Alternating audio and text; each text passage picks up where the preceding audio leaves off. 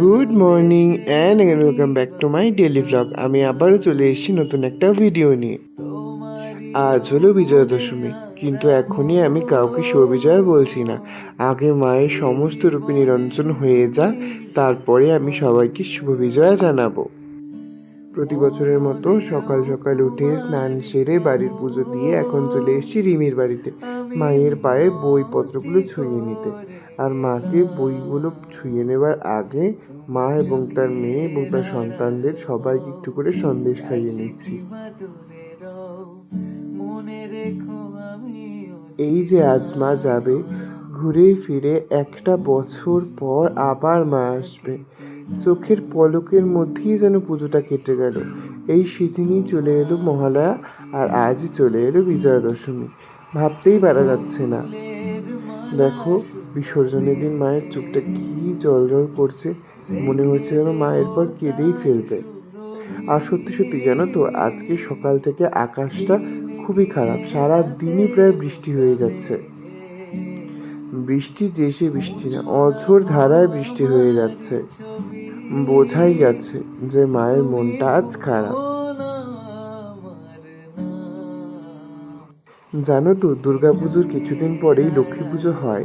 এই নিয়ে খুব সুন্দর একটা প্রবাদ কথিত আছে।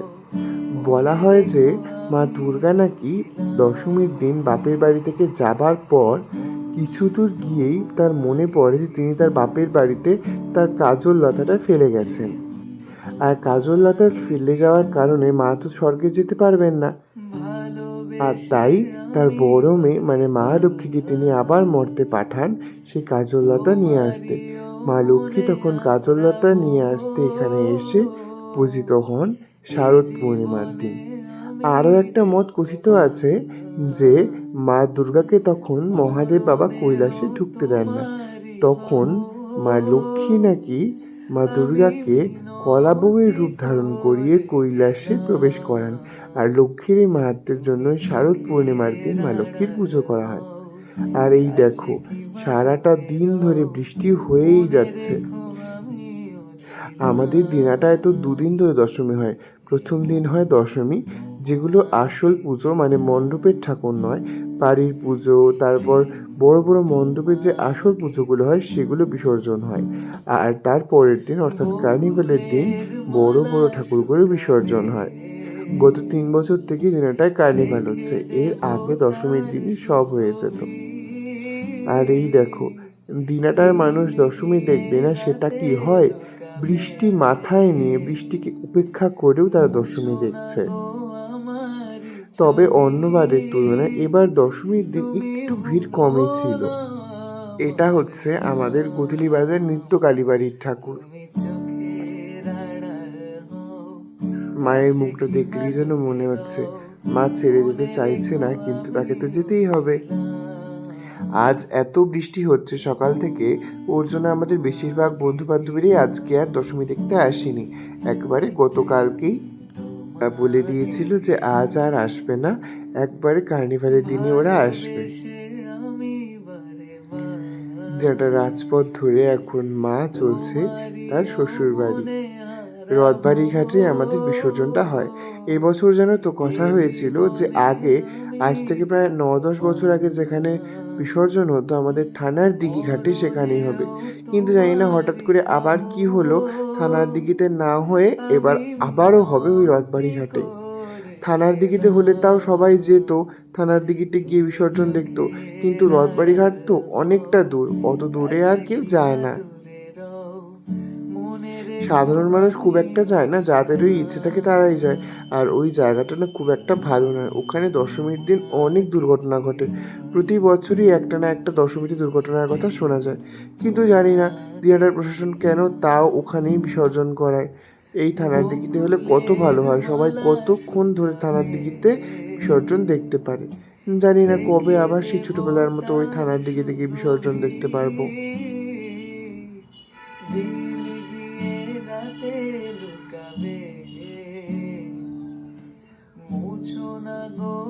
দিনাটার ছেলেদের সাথে সাথে মেয়েরাও কিন্তু কোনো অংশে বাদ যায় না, মেয়েরাও কিন্তু দশমীতে যায়। আর আজ তো খুব একটা বন্ধু বান্ধব আসেনি, তাই আমি আর মাহি প্রায় একাই হয়ে পড়েছিলাম। তাই এই বৃষ্টির মধ্যে কি আর করব, দুজনে খালি দিনাটার ও মাথার থেকে এ মাথা শুধু ভাগ খেয়ে গেছি আর পাক খেয়ে গেছি। মাঝখানে এম বাজারের সামনে একটু দাঁড়িয়েছি, যখন যখন বৃষ্টি এসছে তা বাদ দিয়ে হেঁটে হেঁটেই দশমী দেখেছি। আজ আর বেশিক্ষণ থাকবো না।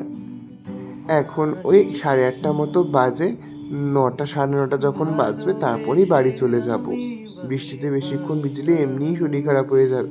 তারপরে আর কার্নিভালের দিন কার্নিভাল দেখতে আসতেই পারবো না হয়তো। আর ওই যে মাহি এখন বোর্ডিং পাড়ার সাথে কিছু তো নেচে নেচে যাক। আজ সেরকম কোনো বন্ধু বান্ধবও নেই, আর তাছাড়া বৃষ্টিও পড়ছে, ওর জন্য আমি আর গেলাম না। এর পরের দিন যখন সব বন্ধু বান্ধবরা থাকবে, কোনো একটা ক্লাবের সঙ্গে গিয়ে হুল্লোড় নেচে চলে আসবো। চোখের নিমিষে পুজোটা চলে গেল। আরও এবার বেশি দিন অপেক্ষা করতে হবে, 365 নয়, এবার 380 দিন অপেক্ষার পর মা আসবে। ওই সামনের বছর নাকি 2টো বৈশাখ মাস আর একটা দামোদর মাস পড়েছে, ওই জন্য পুজোটা এত দিন পিছিয়ে গেছে। দেখো মায়ের সাবেকি সাজটায় কি সুন্দর লাগছে মাকে, চোখগুলো যেন জল জল করছে, বলছে আবার আসবো আমি 1টি বছর পরে। তুমি ভালো থেকো মা, সকলকে নিয়ে, আর আমাদের সকলকেও ভালো রেখো। ছোটবেলা থেকেই আমাদের দিনহাটার মানুষদের কাছে আমরা জেনে থেকেই বড় হই যে দশমী মানেই দিনহাটা। দিনহাটার দশমী কিন্তু কেউ কোনোদিনও মিস করে না। যতই বৃষ্টি হোক না কেন, ঝড় বাদল আসুক না কেন, দশমী কিন্তু দিনহাটার মানুষ দেখবে। এমনকি কোচবিহার, শিলিগুড়ি সমস্তখান থেকে লোক আসে দিনহাটার দশমী দেখতে। আগে তো একদিনই ছিল, তাও মজাটা বেশি হতো, কিন্তু এখন 2 দিন হয়ে আরও বেশি মজা হয়। আগে আমার দাদুবাড়ি থেকে দাদা, পিসি, বোন, ভাই সবাই আসতো দশমী দেখতে। এখন তো সবাই বড় হয়ে গেছে, বিভিন্ন কারণে হয়তো আসতে পারে না, ওর জন্য দেখতে পারে না। কিন্তু ছোটোবেলায় খুব মজা হতো। আমরা বসে থাকতাম আর প্রত্যেকটা গাড়ি চকলেট নিয়ে আসতো আর চকলেট ছড়িয়ে দিত আমাদের দিকে। আমরা প্যাকেট ভর্তি করে চকলেট কুড়তাম। সেই স্মৃতিগুলো আজও মনে পড়ে। এখন আর কেউ সেভাবে চকলেট দেয় না, এখন ওই নাচানাচি, সাজ পোশাক, শোভাযাত্রা এটাতেই আনন্দ। যত বড় হয় মানুষের সাজ পোশাক, রুচি, ব্যবহার, ধরন সব কিছুই তো বদলায়। এভাবেই সব কিছু মেনে নিয়ে আমাদের চলতে হয়। আর এই বছরই তো আমাদের বন্ধু বান্ধবীদের সেই স্কুল জীবনের পুজো, সেটাও আমরা উপভোগ করে নিলাম। পরের বছর থেকে তো আর পুজোটা পাবো না, পাবো কিন্তু সেভাবে পাবো না। সব বন্ধু বান্ধবরা হয়তো একসাথে থাকবো না, হয়তো সেই মজাটা যেটা আমরা মহালয়ার দিন থেকে করি সেটা হয়তো ষষ্ঠী সপ্তমী বা অষ্টমীর দিন থেকে শুরু হবে। হয়তো সেভাবে এক হয়ে আমরা আর সেভাবে পুজোয় মজা করতে পারবো না। হয়তো কেউ আসবে, কেউ আসবে না, এভাবে। জীবনের এই চরম সত্যিগুলোকে তো আমাদের মেনে নিয়ে এগোতে হয়, নাহলে তো আমরা থেমে পড়বো। জীবন তো প্রবাহমান বলো, এই প্রবাহমানতা এবং পরিবর্তনশীলতাই জীবনের ধর্ম, আর একে বাস্তব বলে ধরে নিয়ে আমাদের জীবনের পথে এগিয়ে যেতে হয়। যত আরো রাত বাড়ছে মনে হয় বৃষ্টির প্রবাহমানতা আরো ধীরে ধীরে বাড়ছে। বিকেল থেকে তো গুড়ি গুড়ি বৃষ্টি পড়ছিল, কিন্তু এখন কিন্তু বেশ ভালোই বৃষ্টি পড়ছে। তাই আর বেশিক্ষণ বাড়ি থাকবো না। বাড়ি যাবার আগে এই শহীদ কর্নারের প্যান্ডেলটা একবার ঢুকতে এলাম। এসে দেখি দিনাটার মানুষ কিন্তু দশমীকেও হার মানিয়ে দিয়েছে।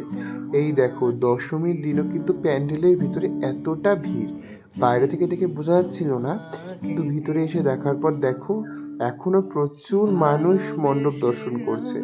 কাল তো কার্নিভাল, তাই আজ তো বড় বড় প্যান্ডেল ঠাকুরগুলো থাকবেই, তাই এই দিনও কিন্তু সকলে আসছে দেখতে।